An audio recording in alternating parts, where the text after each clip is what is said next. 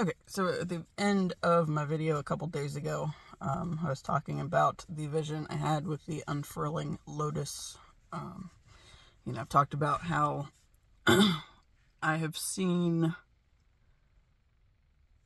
I guess, this little vision of sorts throughout the process of this whole YouTube thing, where it's like I was like each of my videos is like a part of the lotus petal, right?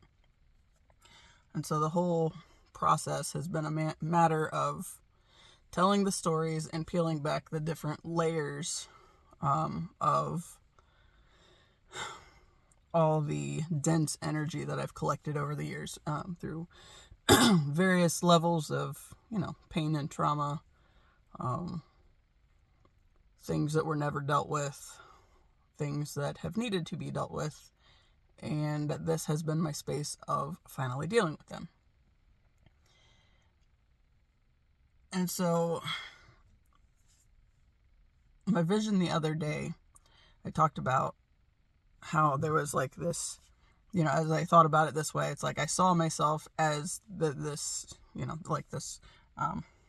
lotus flower essentially, and it's like each of the layers is being pulled back, and right, so in the vision, there was like this part where like I was with my counterpart and basically curled myself up into like his arms, right? Well, he's standing, and just kind of tucked myself in. And then like the next, like I think it was kind of like as this in between space, because it's like I went to sleep sort of feeling in that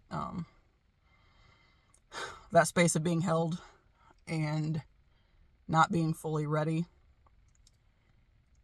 And then, I talked about like the next morning as I was waking up, it's like there was something more to it. And it was like there was suddenly this different energy, and I was really ready to be seen finally, right? And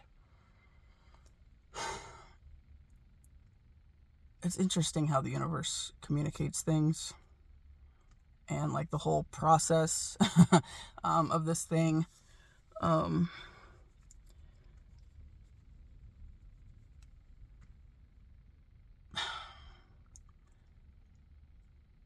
Because today's little blurb of 3D existence didn't sit well. And I talk about my counterpart on here a whole lot, because that has largely been the reason that I started doing the videos in the first place, right? When I started the channel, I started specifically with this idea in my head that he had to be in a spotlight for me to find him, but how was he ever going to find me if I didn't start doing more than I'd ever done? So I didn't know what it was supposed to look like, but I knew I was supposed to do something.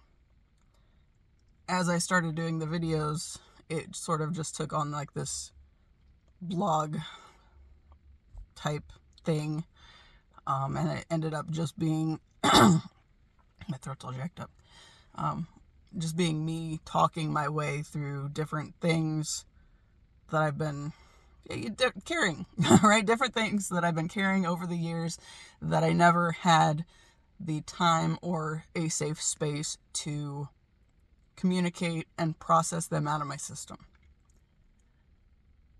So, I've talked a lot on here too about my friend Tyler that passed away in 2018, and he is the sort of catalyst for this whole twin flame thing.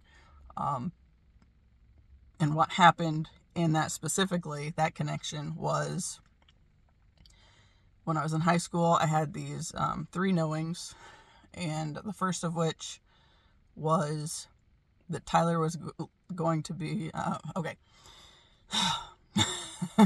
I'm a little frazzled.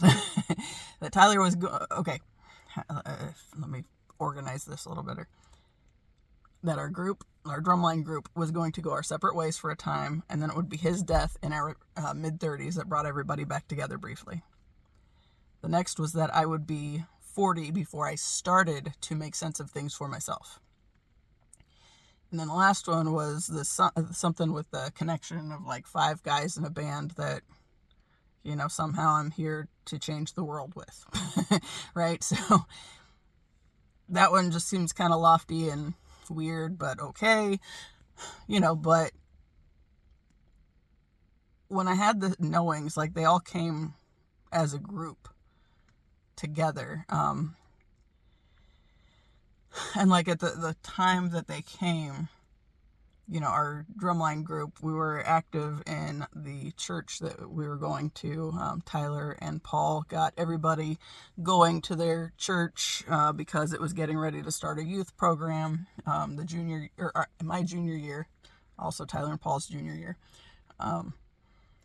And they were looking for kids to come to it, right? So they started this red letter group, and a bunch of the drumline kids started going to it, right? And it was a bonding thing for us because we already spent a ton of time together, but then we had this other thing where we got to spend more time together, and we loved each other, so it worked, right?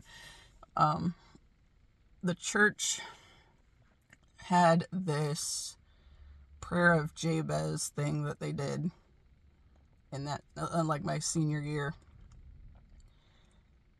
and I wanted to say it was a thing that went a few weeks, and like everybody had the book and the little, I don't know, it was like this big. It wasn't very big. Excuse me, but it was very popular around that time in the church groups and whatnot. And I don't remember the whole prayer. I don't remember the whole thing to the thing. But what I remember of it was, okay, so it's this guy, Jabez, in the Bible that, his mother named him as she bore him in pain, and, his life led him to whatever.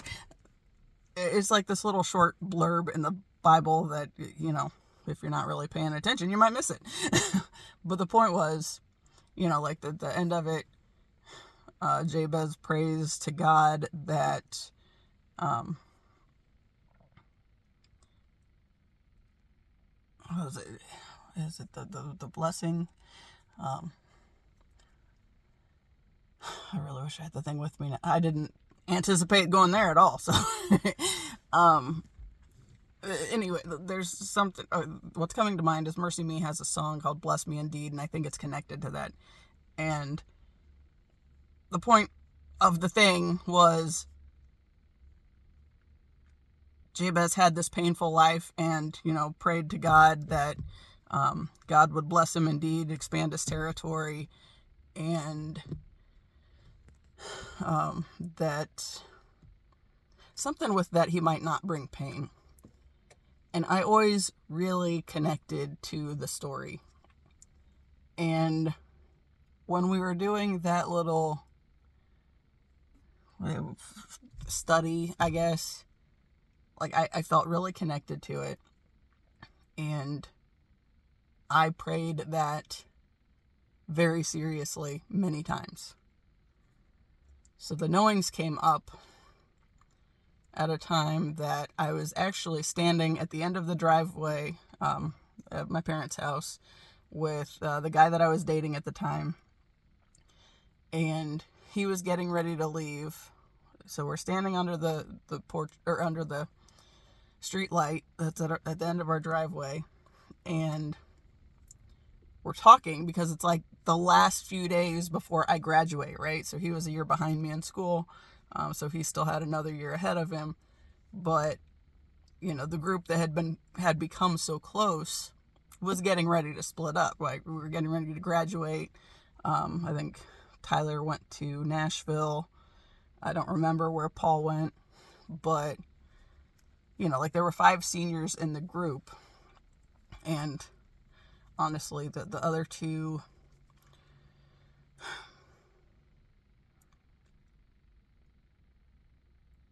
while they were very actively a part of the group, they were still a little bit disconnected from the group, right? So, and part of, I think, my connection to the group, I mean, aside from being one of the leaders of the drumline group, was also that I was dating this one guy, and he had an important role in the show, and everybody loved him. And, you know, I've talked about how even though I knew that we weren't meant to be together, once his sister joined my section my junior year, it was safer for me to stay in a relationship with him because I knew she was going to be a royal pain in my ass if she was in my section and I was not still dating her brother. So it became a means of, it was safer for me energetically and everything. I didn't have to worry about her being a hateful bitch the entire time, which she definitely was not above. And also, you know, it served the purpose of keeping me from being or becoming just another little fangirl in Tyler's club, right? Because all the girls just loved him, right? But so I had these knowings, and okay, so standing at the end of the driveway, and I think he was like giving me a hug, and we were just talking as we stood there, and I was thinking about all this stuff and legitimately holding this idea, this, you know, this prayer of Jabez thing, you know, taking it to heart and hoping, right? Just for,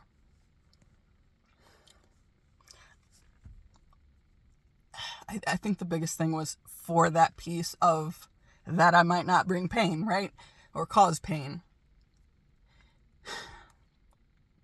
So I have these three knowings, and they like came, it was just like right together. And the three things, and I didn't tell the guy that I was dating at the time about it. But I know that with the information about Tyler that came through, of course, that brought a lot of anxiety with it too. And then, you know,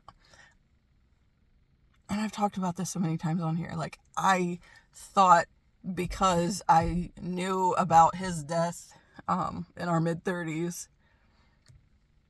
and then that I would be 40 before things started to make sense. I thought it somehow meant that I was responsible for his death in some way. And I know that doesn't even make sense, like, as I'm really thinking about it, but for a long time I believed that was what the knowings were telling me, was that it was somehow my fault that he died. And I ran hard from like all of those connections with the drumline friends that had come to mean so much to me. Because I had this thing that I was terrified of, right? And it's like, I don't want to see that come to fruition. How do I avoid any of that happening, right? But what I ended up doing was essentially running from all the connections as much as possible. The guy that I was dating, we continued to date the next year, and we officially broke up when he also went to Ball State. So my sophomore year and his freshman year in undergrad. But yeah, it was still, I don't know, it was a weird thing, but one of the things that I needed was for him to have some sort of connection so that when things got hard and scary, I didn't just run back to him because he was a safe space to be, right? So when I was finally okay breaking up with him, I had met this girl that was in the music program with him at Ball State. And she lived in my hall conveniently, which has its own drama with it. But she was on the third floor. I was on the first floor. But I knew that they had some sort of connection. So when I broke up with him finally, there was that connection that he had basically on standby as soon as this thing happened. And of course, eventually, I don't know how long it was before they were officially together, but it wasn't long. But it was just a lot with it, right? But why am I going there? Sometimes it's just because I wander away. So, yes. So, anyway. going back to the knowings, that was just, I was wandering off. I was following the path that, mentioned the breakup and that ex as a safe space, and that was a big part of the difficulty in breaking up with him beforehand, even though I knew we were not meant to be together. So, once that connection went away, I pretty much got disconnected from like all the drumline people. And I ran hard from all of it. And then, of course, with that piece where, we add in my mom when we won this Winter Guard Internationals Championship for our class. And, I'm standing on the floor, the guy that I was dating at the time and I were, we gave each other a hug.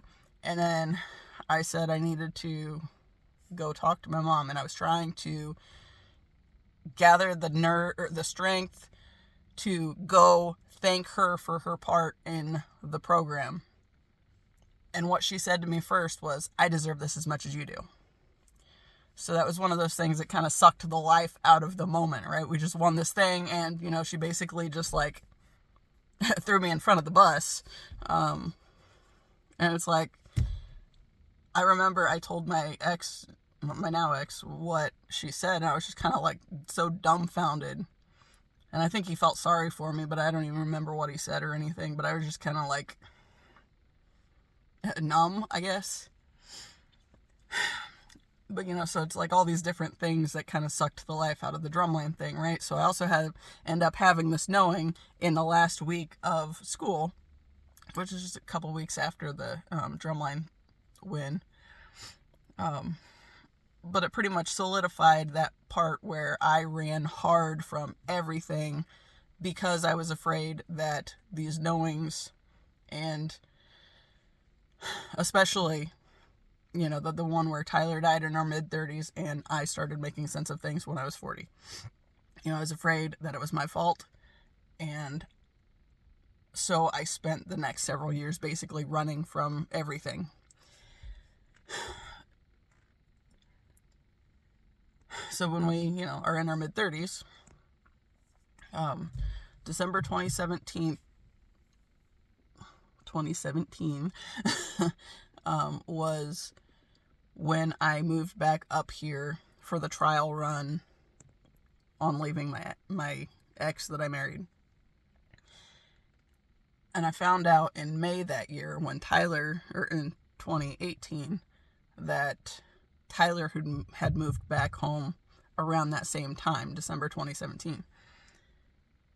And he had a bunch of stuff apparently that was going wrong for him, and got really into drinking. And then, one of the things that ended up happening was, May, he ended up in a coma. And I think his liver and kidneys were shutting down. And of course, a bunch of people,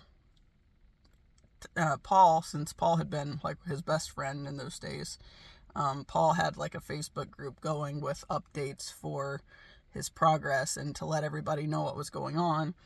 And of course, we had a bunch of people connecting on instant message or on the Facebook Messenger, to make sure others knew about what was going on with him, right? And I remember reaching out to a bunch of people because I was afraid of the possibility of anybody not having the opportunity to connect with him before something happened.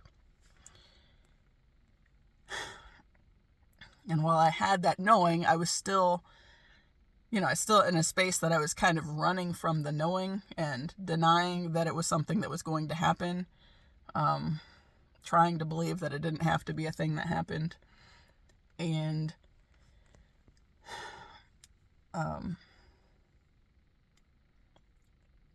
anyway, I was reaching out to a bunch of people to make sure everybody had been informed. And I remember thinking in that time, it's like,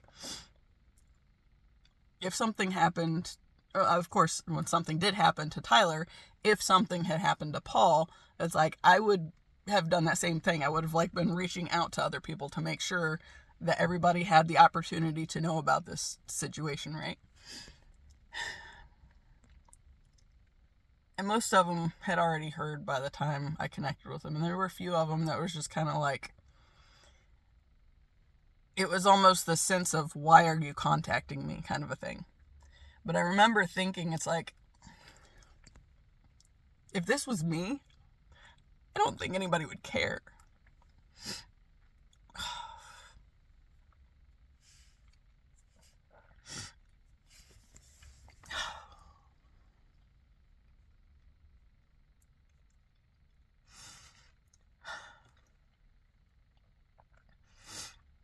So, anyway.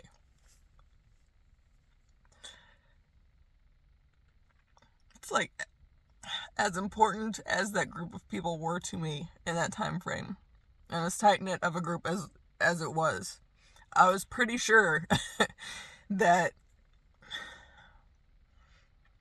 most of those people would not actually give a shit if something happened to me. But I couldn't take the chance of people not being aware with the situation going on with Tyler, because I cared about him.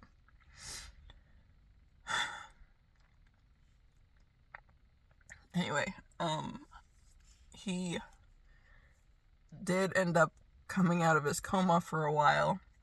Of course, a lot of us were able to go check in with him. And I had a girl that I was really friends with in those days that I think she would care if she found out. I don't know that she would care enough to come up for a funeral or anything if something happened to me. But she was in the area in the time frame that I was still separated from my ex that I did marry. And, Tyler was out of his coma, and she sent me a message, and she said she was up from Texas, and she really wanted to go see him, but she didn't want to go by herself, and would I go with her? And I was thrilled to death because I wanted to go, but I didn't want to go by myself, and I didn't want to have to talk to my mom about going either, because it's like, that's one of those things. It's like, when she and I went, when he was in the coma, he's like, why? Why am I not able to do anything without this woman around? Right? And it's like, on the one hand, it makes sense that he was somebody that was important to both of us, that we would both want to go, and, that it would be okay that we could go. But at the same time, when it was there, it's like, I don't feel like I can talk to anybody with her around. So,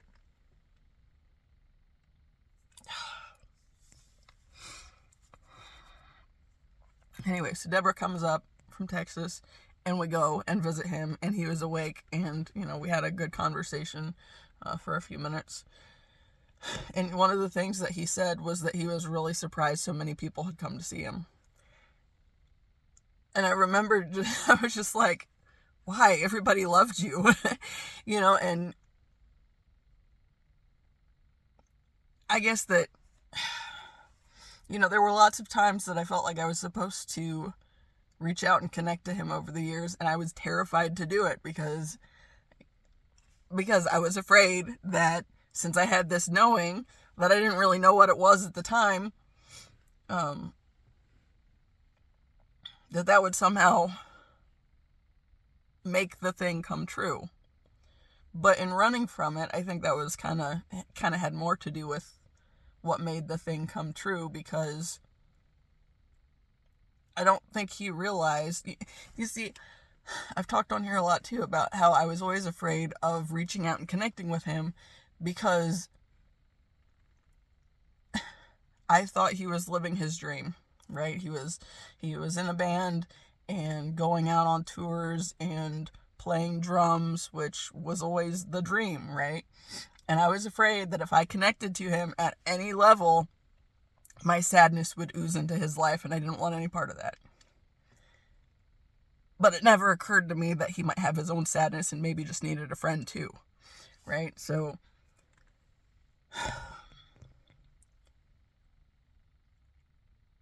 anyway, he ended up, Paul sent out a message after, I think it was a couple weeks before Tyler died, and he said that Tyler wanted to, really put forth the intention of getting better, right? He wanted to beat this thing.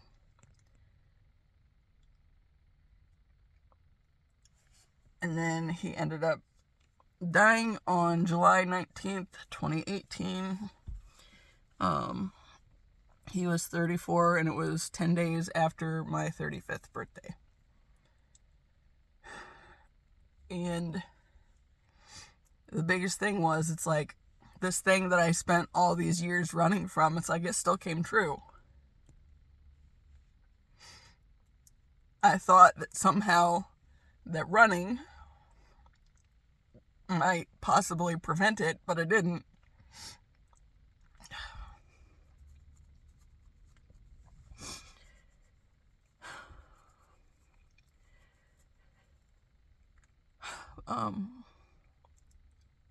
So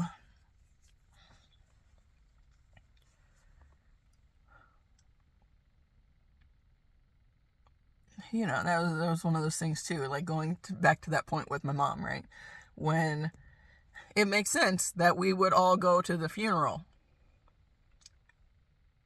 But then when I passed the ex that, I dated in high school, it was just like this overwhelming disappointment in my life, and it's like, why am I always with these people? Why can I not have my own life, right? There's just this overwhelming realization that it's like, I look pathetic, right? Here I am passing this guy. I know he's like married and got like 3 kids, got a real adult job and all that fun stuff. And it's like, I don't have jack shit, and I was temporarily moved back home, on a trial separation from my ex, or my eventual ex, still with him at the time. But, there was that level of it where it's just this overwhelming frustration. It's like, why can I not disconnect from these people? Why do I not have my own life without these people?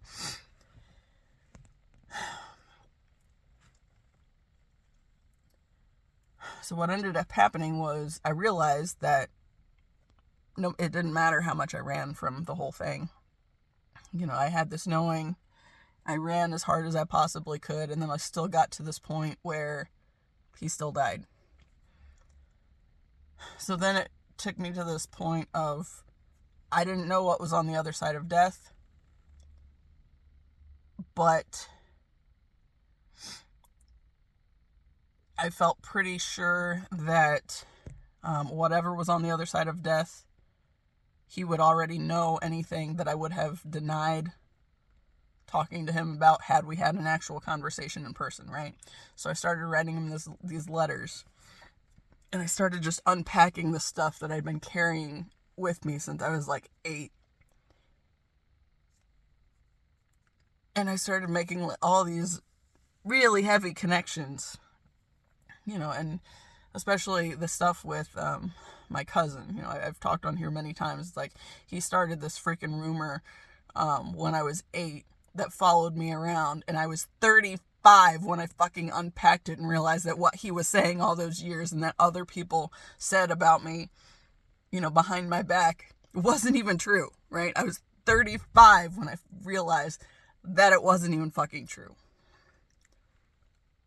And I had always just accepted it because rather than actually having any conversations with my mother or father as far as what had actually happened, my mom just shifted right into dumping all this guilt and shame on me, and then that was like my existence. So I was like too afraid to do anything.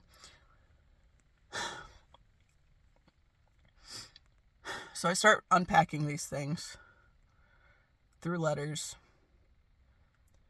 and what ended up happening was when I went back to my ex in Alabama, and it was the last, that when I went back, it was, this is the last chance. If this does not work, if I find myself getting ready to leave, we are done for good. That is the end of it. This is no more pissing around and yes, going back one way, leaving just to go back, leave just to go back. It's like, this is it. And I did largely not talk to my family in that time span because I was trying to take everything in and be very aware of whether,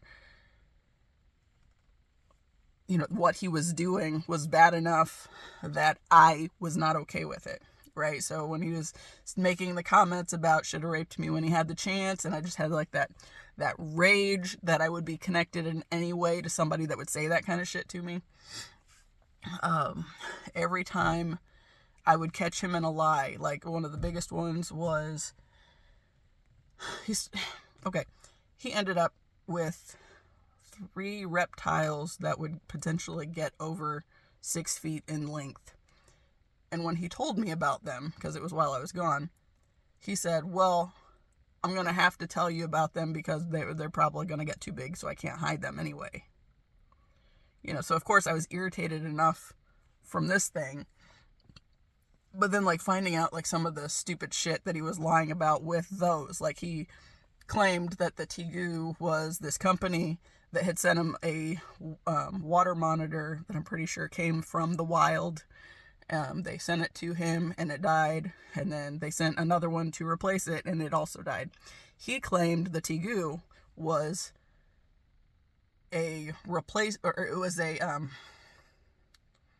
essentially a gift offering because the other one hadn't panned out, right? Because the 2 water monitors that they sent him died because they weren't healthy. They were just in the wild. And then the Tegu that they sent, it wasn't them, sent, was very healthy. So it's like, obviously that's, a little contradictory saying that, this company that sends you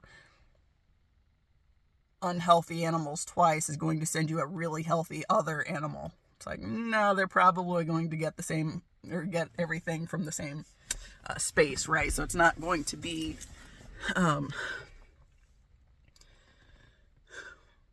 significantly healthier. And also, why would they send another gift of a lizard that is also going to get over 6 feet in length? Right? So, when I caught him in the lie, because I found the receipt from the place when I was going through stuff and working on packing my shit up, came across that on the counter. But like there was a bunch of things that I ended up catching him lying to me about, and then things that he was saying to me, and then it's like, what it was finally writing those letters to Tyler after he died gave me the space to set stuff down that I'd just been carrying my whole life, right? And I just allowed the world to tell me what a horrible, awful whore of a person that I was. Even, like, I just didn't have the space or the time or the energy to be able to process it otherwise until he died. And then it's like, he's gone. If he was here and we were having a conversation, I wouldn't have owned up to any of this. But whatever's on the other side of death, he already knows, so what's the point in lying, right? So I just started writing and opening up and making all sorts of connections that were incredibly traumatizing too. So, of course, I ended up leaving my ex in Alabama the last time in March 2019. And I came back, and of course it took a while. Of course, there was a whole lot of back and forth, and he was literally just trying to fuck with my head. The asshole that I married, and was in the process of divorcing. It's like he was literally just trying to make me feel crazy, make me look crazy to other people, because there was something that I ended up sending to him and also to my attorney, so he had the information as well. And my ex started like just sending a bunch of messages that had the attorney included in them just to try to rack up a bunch of bills for me, right? With, wasting the attorney's time on this bullshit. So, I eventually wrote his mom this big long email and said, look, I will never be back. I said, I gave her this big long list of things that were finally important enough that I was not going to go back on. I said, these are the reasons I have left and will never be back. And I said, and I know that he is trying to, essentially bait me into going to court over this shit to, in order to divorce him, just because he wants to waste time and money and make me look crazy. It's like, I have no interest in that. So I sent his mom this email and said, gave her the overview. I said, if you can talk him into signing the divorce paperwork within 4 business days, then I will take what I left with, and that's it. I don't want anything else. I'm done. I said, if you can't, I'm not afraid to fight. Of course, she knew, because of the custody case, that I was very thorough on putting stuff together and having evidence to support the facts that I was putting together. And so she was able to talk him into it. Of course, he waited until the very last possible moment he could have. I think it was within an hour of the attorney's office closing the last day, but it was signed. So then on July 30th, I got the paperwork that, the divorce had been finalized and all that stuff. So,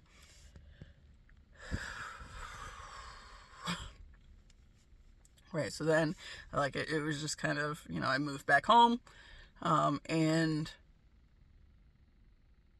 spent a lot of time really just trying to sit with the information, and honestly, I was trying to numb myself out. Like, everything hurt. I felt empty. And I was trying to figure out how I had gotten into that situation to begin with. And it took some time before I could really start processing through and connecting those, those dots.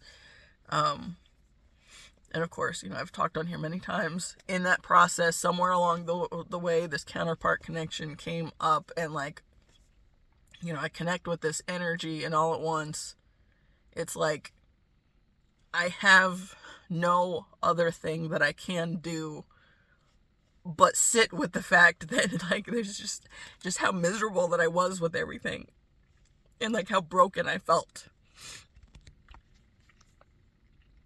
So it took a lot of time before I really started being able to connect with the information enough to make sense of it even.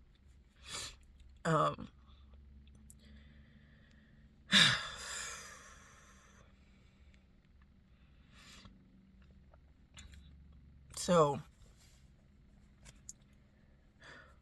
2021 was the live stream connection where it's I suddenly just had this overwhelming sensation of being seen. Well, I've talked about many times, I felt like I was a mouse running through the kitchen, and suddenly somebody flipped on the lights, and it's I can't hide anymore, right? So it was suddenly I was forced to face all of this painful shit that I've just been carrying around. And of course, I didn't know who he was to me or anything. I know he started appearing in dreams. I didn't really know what that meant either. But just weird shit started to happen with that. So, I still didn't really know what to make of it. August 2023. Okay, so I got my lip ring and I got my nose ring, and when I got those two things, I said that I would never again work in a job that asked me to be anything other than 100% who I am. So the job that I was working at the time ended up going because, I just set this intention, and it's like, here I am having to dim myself down to fit in this role. I mean, because, I'm generally pretty bright and colorful. And again, they don't have a problem with the hair color. They didn't have a problem with the piercings, so long as they did not pose the risk of getting hung up on any of the equipment, right? So you're not supposed to have dangly earrings or anything like that because it's a safety risk. But yeah, so that happens. Then I ended up watching this movie with my mom, and it was the movie Love Again with Celine, Dion, Sam Heughan, and Priyanka Chopra Jonas. And the song at the end credits was called Love Again. And I sat there, and I was just kind of like taking in the words. And like one of the lines was talking about, you don't have to move a mountain, just keep moving. And it was like, when I was trying to establish my writing process, it's like that was something that really stood out to me, and I was like, this is important, right? So I had sort of set a writing habit in that time frame. Now, the intention setting from the nose ring and the lip ring was like August when I got those and set the intention. It was like the end of October when I finally left that job. And it's like there were a bunch of little things that kept suggesting that that was the right move to make and that I needed to do it. One of those things was, I've talked about hawks on here a ton and how I see them a lot, and it's usually more meaning to it when I'm seeing it, right? And the thing that happened in that time frame when I was second guessing myself on leaving the job was I went to, my aunt wanted to go get a Diet Coke, for her and my mom, so I went with her to go to the gas station, and on the way over there, I was driving, she says something about the dead hawk in the road, and, she was feeling really bad about it, and like she should do something. I was like, what dead hawk? And she said, well, somebody hit one in the road right across from her house that day, and I was like, I didn't know that, so of course, we go back to my house, which is across the yard from hers. But we go over there, and I get a box and gloves, and then we go back over to her house, and put the gloves on and wait till nobody's coming, and I run over there and I pick the hawk up and I put it in this little box and carry it over and ended up burying it, right? It's like I can't leave that in the middle of the road like that. As important as they are to me especially, it's like I can't know this thing's there and just leave it there. So it's like it's going into the earth, right? Give it back to the earth. So we planted it in the ground, and it's like there has to be that there is some kind of meaning to this, and you cannot convince me otherwise. So after I buried it and covered it up, I looked it up and I said, dead hawk symbolism, and the thing that came up immediately said, you're not trusting yourself. It's like, well, can't deny that one. So since that's the case, we're gonna go with it, right? And it was I think it was either that night or the next day that I finally got it handled. Like I texted the guy with the temp agency that I worked with and was like, hey, it's like I said either Friday or Monday is going to be my last day. I don't know which one. And of course, one of the messages I got back was, wanting asking if it was okay that I let them know the reason. I said honestly, the biggest reason was I started here with the intention of trying to set a writing schedule for myself and make it more of a habit, because that's the thing I know I'm supposed to be doing. I said I have done that, and I feel like I'm supposed to go focus on that more. And of course, you know, they can't argue with that because that has nothing to do with the company. It's like, that's just, I'm not where I'm supposed to be, right? So yeah, so anyway, then we come to 2023. Oh, that's where I'm at, 2023, right? So October was when I left that job completely. But going back to the movie, as I was sitting there watching this movie with my mom and listening to the song, just kind of getting sucked into the lyrics, I remember thinking, it's like, all right, maybe I'm ready to be open to considering relationships again, right? It's like the last one went really bad. We've had some time to decompress. It's like, maybe I'm ready to allow myself to be open to the possibilities. Of course, I was watching a lot of like Abraham Hicks at that time frame, and there was one that I listened to. Well, see, I don't know if it was, I know there was a couple love-focused ones that I would listen to on multiple occasions, and I don't know if it was one of those or if it was just, it popped up in other ones that I caught as well. But like, there's this ongoing message of, if you are ready to be ready, then the universe will line you up with the lessons to get you ready to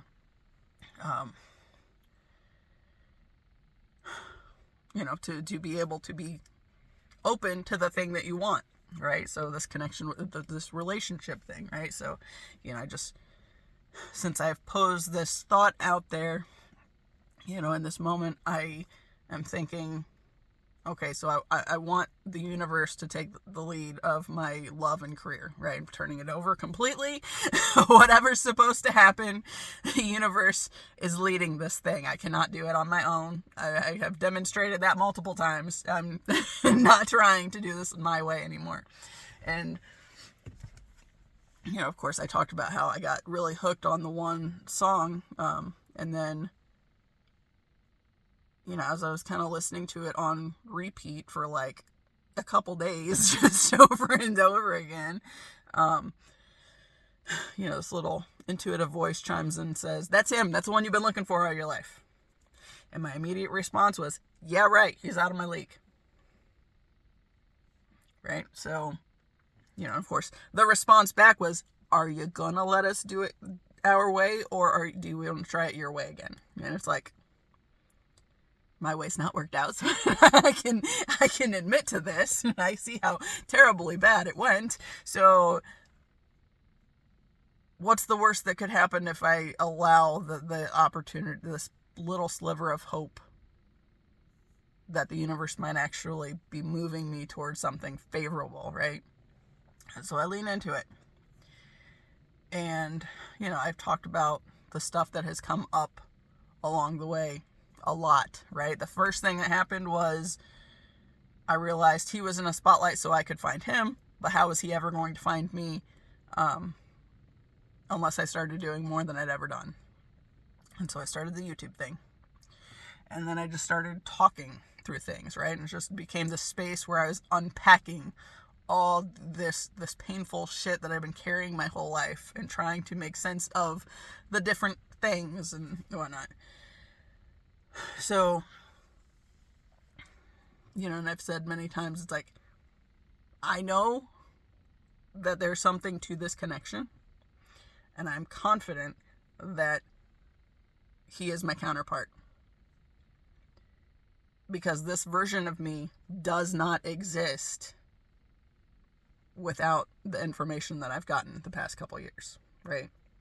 And I've talked about one of the things that happened immediately was, or like after this information came to me. Okay, so there was a couple of things. The first being which I wandered down the rabbit hole. It's like, is he really that, like, what do we have in common? Right?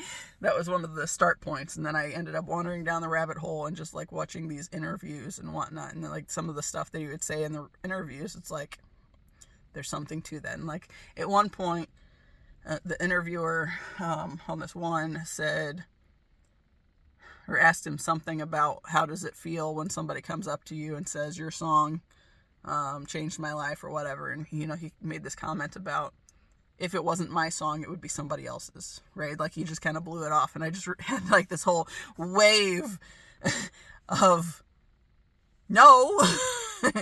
It's like, the point is, yours was the thing that was needed, and yours was the connection point, and and somebody connected to it, and they bring it to you because of that connection to thank you. It's like, that's not something to just be glossed over by somebody, somebody else's song. It's like that no. Right? Because like on this journey, like a lot of the songs that I've gotten hung up on, it's specifically the song, the energy of the song, what's behind the song, the message to it, right? There's more to it. So it was really frustrating to see that, that he was just glossing over, and it's like, it would have been somebody else's then, right? So there's that piece. There was the part where he's talking about Tuesday concerts or whatever, because of course it's the middle of the work week, so a lot of people aren't inclined to go to them as much. But then that ended up being the one that I ended up being able to make it to, right, when the group came to town. But there were like all these little things that were just like, ooh. It's like things that I've thought or said kind of to myself, and then it's like there's some kind of connection to something that I see on his freaking social media somewhere, from whatever, the past 3 years. But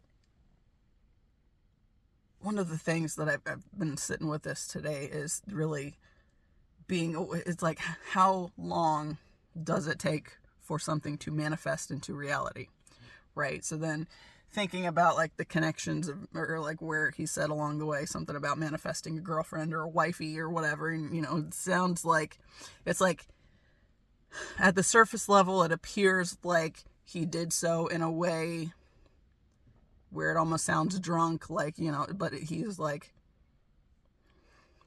putting it out into the ethers for the possibility to be something, right? So if there's something out there that is able to receive what I'm putting out there, help, kind of a thing. But by disguising it in a way that makes it look like, just drunk, whatever. But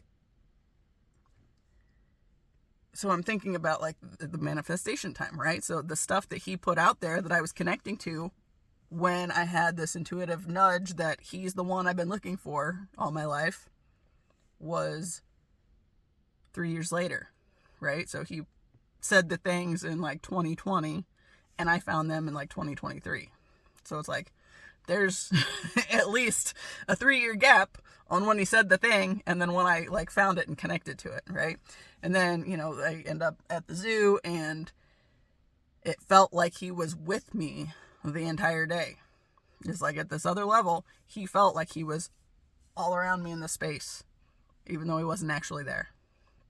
And that was the day that I have these really incredible pictures of different animals, and ended up one winning the contest, and then my tigress staring at me. Like, that one was huge, and that one really showed me like tiger became so prominent in that time frame, like, appearing in lines of songs, showing up in like my cards that I was pulling.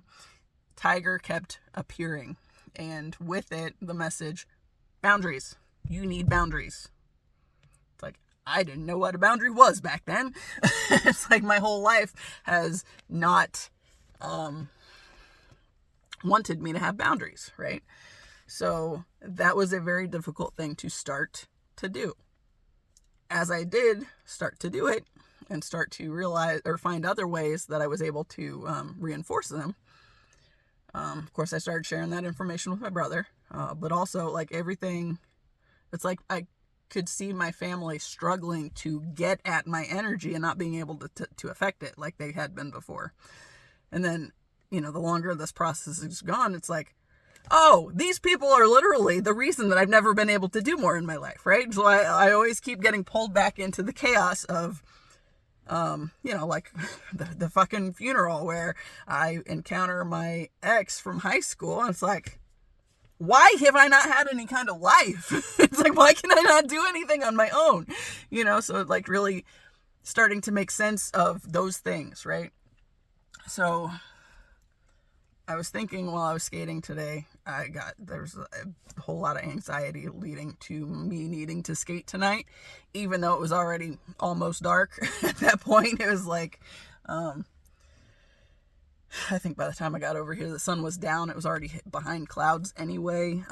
But I had enough light that I was able to skate in the parking lot behind me that doesn't have street lights.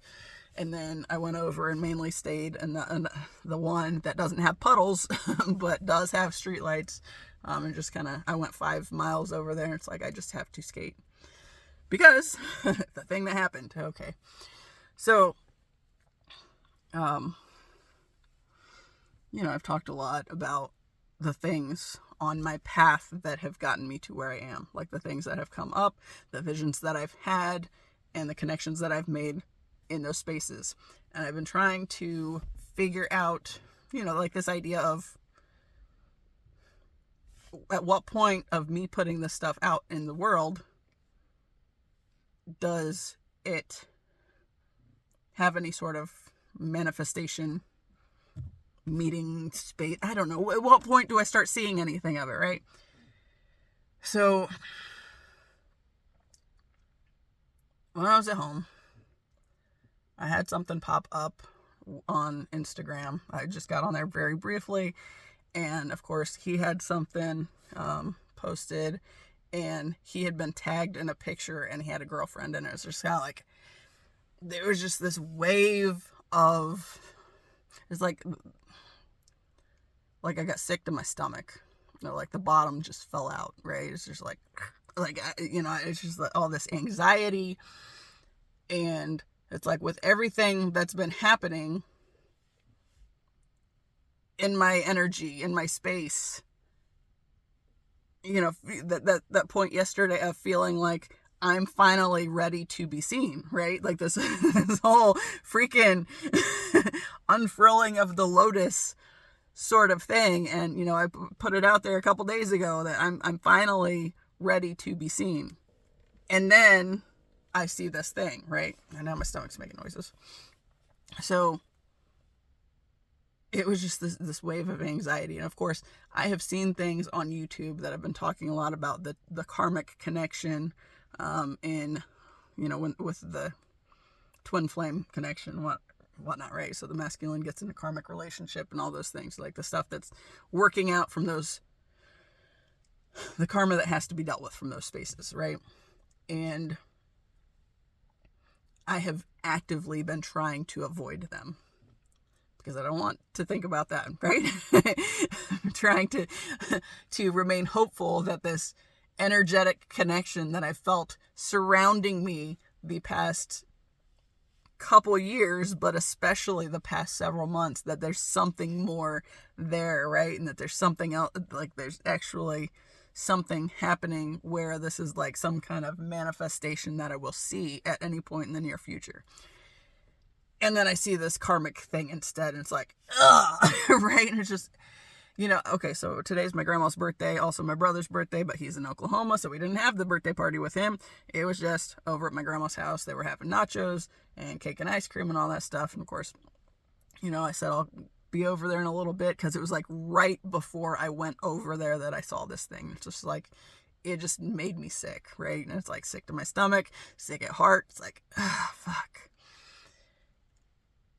And, after about 10 minutes, my mom calls me and asks me if I'm still at home because she forgot my grandma's birthday card. All right, well, I'll be there shortly, right? So, about 10 minutes later, I went next door to my grandma's house. And like the anxiety is just like there, right? My phone's at 15%. So we're going to go ahead and turn the car on and plug it in, because I don't want it to die, and I'm not done with my story yet. But I need, where's the damn light? Oh, there's the light. If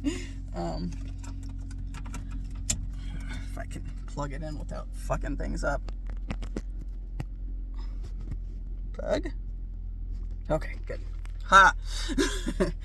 So anyway, before I left, I spent some time, before my mom sent me or called me, I was sitting at my computer and I was journaling, and it's just like all the stuff that, was immediately coming to mind, and just how sick I felt, sick to my stomach, sick at heart, frustrated because it's like this thing that I was really wanting to feel like was happening, and not just in my head and in my energy, that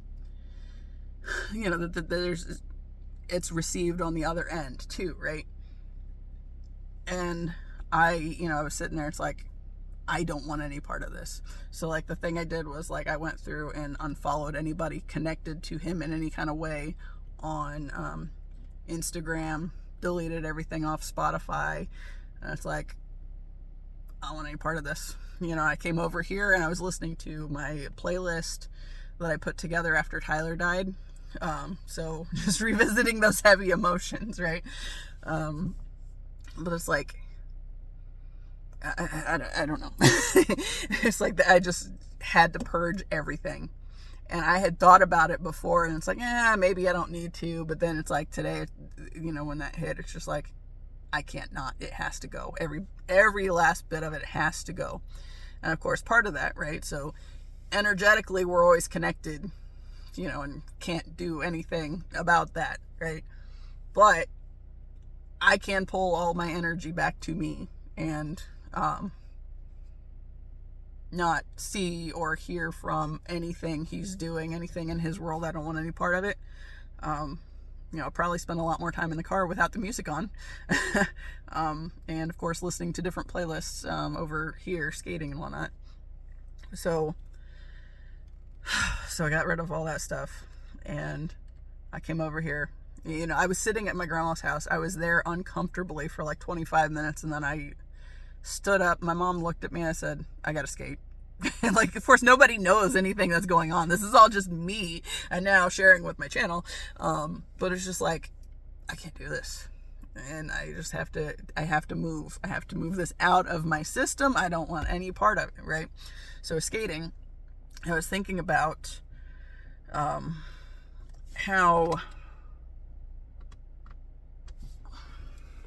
I turned the vent off. Yep, I did. Let's turn it back on a little bit, because my windows are fogging up and I'm going to be leaving here soon. So it's just like, I gotta skate, right? So I came over here and I'm skating, and I'm trying not to think about any of that stuff, but I do think about, like, how long does this manifestation time take anyway? And one of the things that, I really, it's never gone away. I've always remembered it. At some point on this journey, I think it was in the spring of 2024 sometime, something came up that had to do with like his, something with him came up. And I think it was like just in the comments, some like fangirl bullshit. And I was just like, I can't see this. I can't have any part of this, right? So I've talked about how I, basically was off Instagram for the majority of 2024, just because I, something came up and it's like, I don't want any part of this. And when that happened, I remember setting the intention. It's like, whenever anything amounts to from the situation, excuse me, I want for him to know who I am and who I am to him.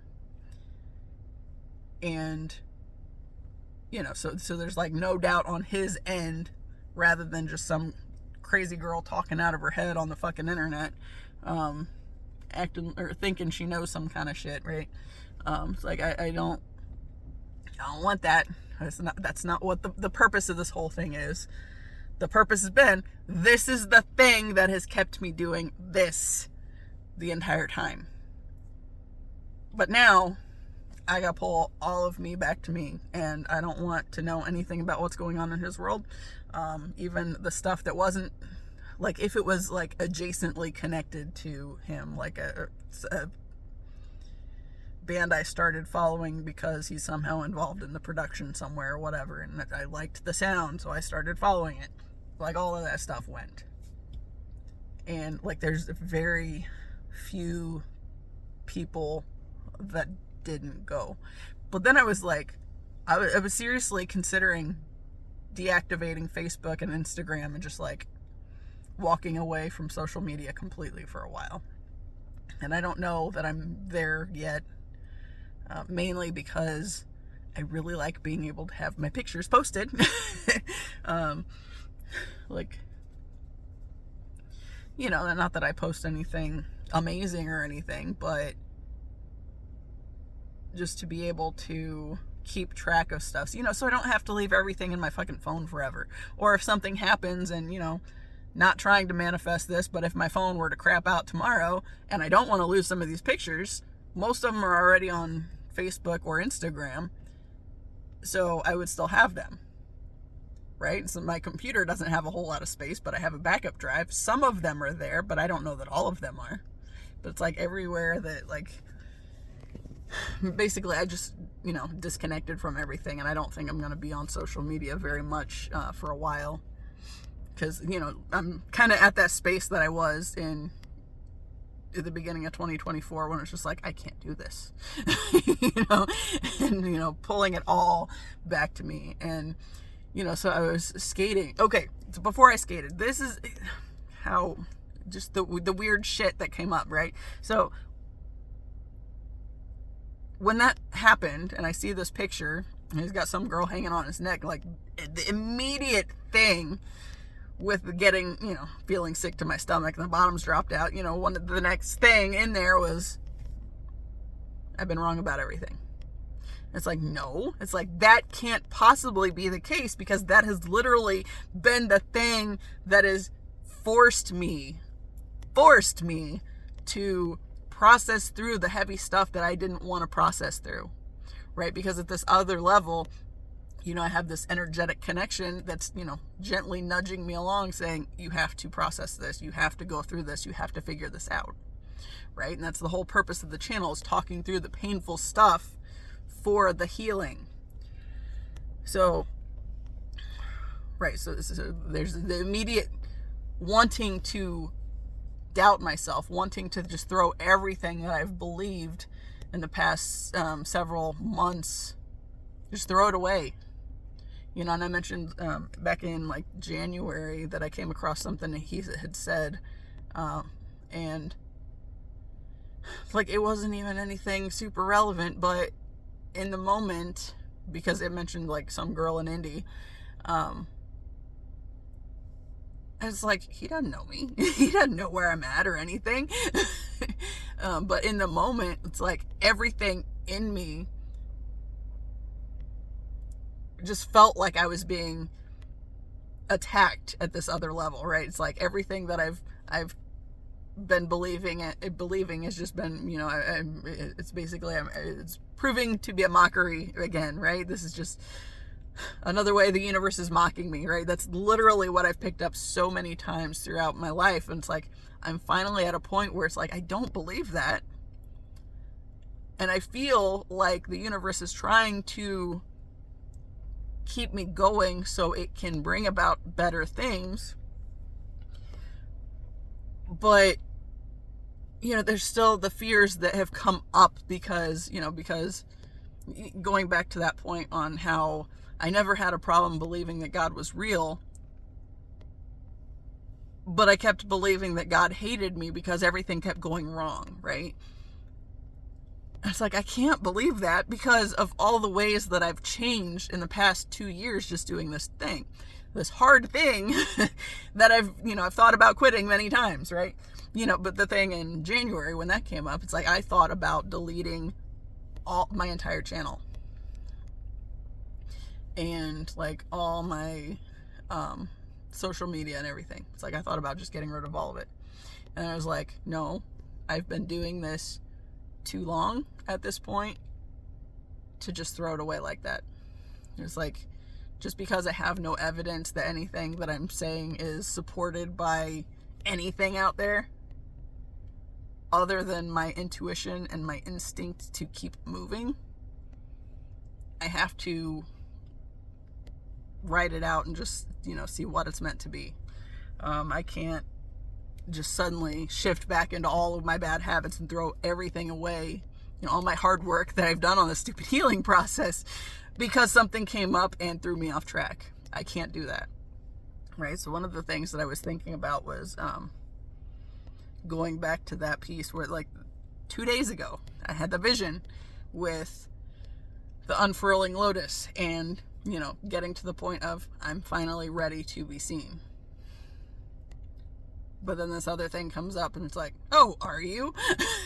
And honestly, okay, so I pulled some cards the other day and one of them that came out. Okay, that was that date, actually. There were a couple cards that came out. Well, 5, but of the ones that I want to cover here, one of them was the Beauty Way in reverse. And what it was talking about was, if you know a connection's not serving you, be okay letting it go. And I had said in that video, I don't know what it is about my mom and why I have difficulty committing to I'm walking away from this connection forever, and whether that need is even there to do that fully. But then I pulled that card and it's like, yep, universe is saying I'm trying to like backtrack and do dumb shit again. Stop fucking yourself over. Right? So that was one of them. But the other one that came out was, or another one that came out was Coyote. And it was talking about when things are getting ready to come together, be aware that something might come up to throw you off to see how you react, right? And then Coyote is notoriously trickster energy, right? So it will potentially set you up specifically with the thing that challenges you in this way, right? So like this whole thing that came up with a picture, some girl hanging off his neck, and it's like, do I abandon everything that I've believed that's forced me to get to this level of healing?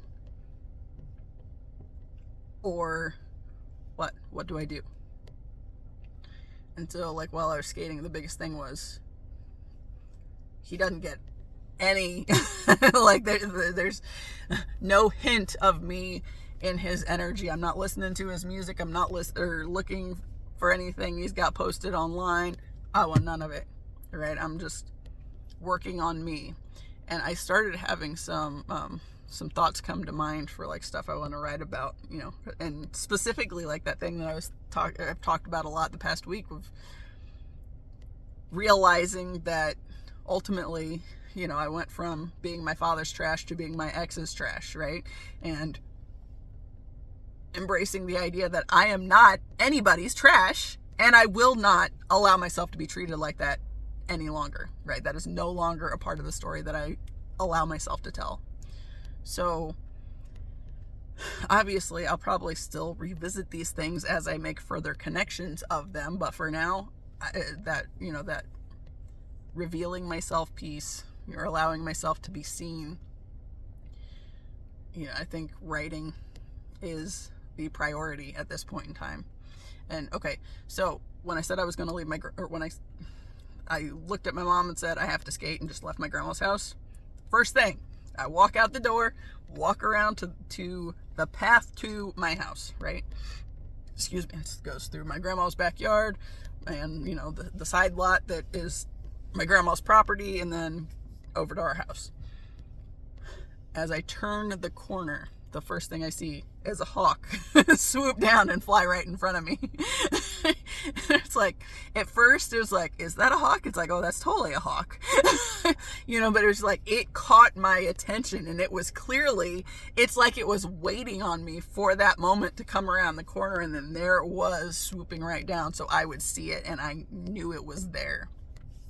So that was the first thing. So then I go home and I, pull my hair back and take off all the jewelry and put different clothes on to get ready to go skate.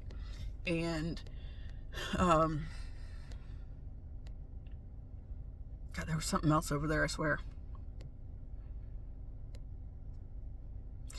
don't know. But the next thing is, I've turned, the stuff off in here. But one of the things that did happen is, I'm not going to flip the camera around because I'm not sure that it would actually show up. When I pulled in over at the parking lot down there, I had 81.9 on my odometer. And I've talked about how that number follows me all the time, right? That's, his birthday, and it's just like, hey, still here. But it was just like, there were 3 things, but I can't remember what that other one was. It probably won't be in this video, but when I remember it later, I'll, hopefully remember to put it in the next video. But it was just like, there were 3 things. It was just very obvious. This is for you. Are you fucking paying attention, right?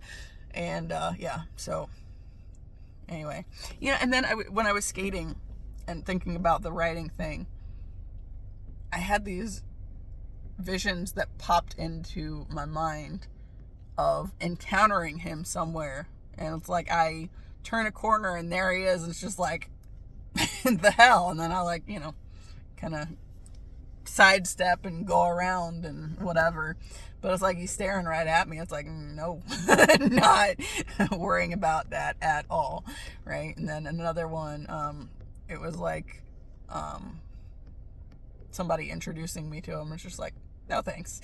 Let me go do my thing elsewhere, right?